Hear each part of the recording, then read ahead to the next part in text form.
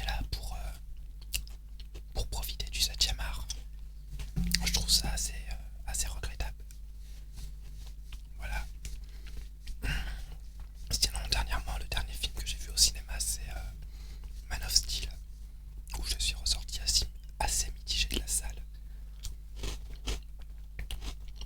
Alors déjà, je n'aime pas Zack Snyder. D'ailleurs, j'ai regardé hier L'Armée des Morts, le remake qu'il a fait du film de George Romero. Et il y a de l'idée, mais j'ai l'impression que c'est un... Désolé pour le bruit. J'ai l'impression qu'il se cherche lui-même. J'ai du mal à le définir en fait.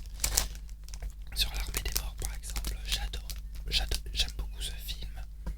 Mais le fait de voir des zombies courir, je trouve que c'est une hérésie en fait. Mais bon, après il y a ceux qui aiment, ceux qui aiment pas. Sinon le reste est passable. Mais pour en revenir à Man of Steel, je pense que la seule chose qui sauve ce film du naufrage qu'il mérite, c'est la présence de Christopher Nolan au générique.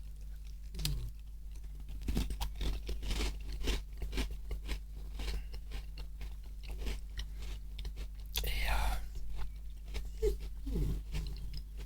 désolé.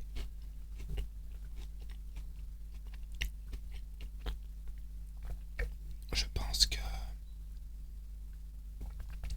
il n'y aurait pas eu Christopher Nolan au générique.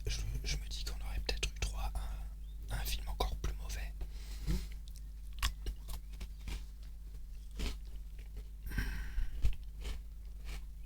Ce qui m'a gêné dans ce film, c'est le traitement psychologique des personnages qui est effleuré pour être aussitôt immédiatement zappé. Alors déjà le début, alors attention spoiler pour ceux qui n'ont pas vu le film, donc je vais éviter de rentrer dans trop les détails. J'ai trouvé que ça faisait un peu trop Avatar, voire Star Wars. Voilà. Mais je respecte la vision du scénariste et du réalisateur.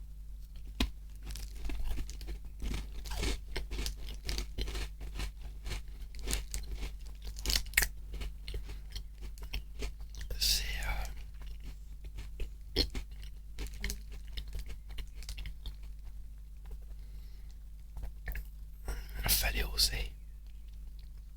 Mais j'étais... Comment dire? Ça m'a un peu déboussolé, mais c'est respectable. Ensuite, ce qui m'a gêné, c'est le découpage du film, que je trouve vraiment brouillon, avec ces multiples flashbacks qui m'ont filé vraiment mal au crâne, quoi. J'ai l'impression, même à certains moments, pourtant je connais bien le personnage, mais à certains moments j'étais complètement largué, quoi. Donc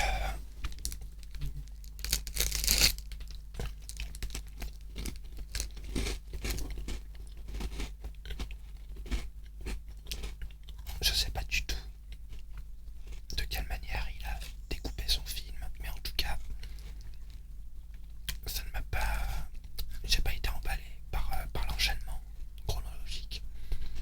Voilà.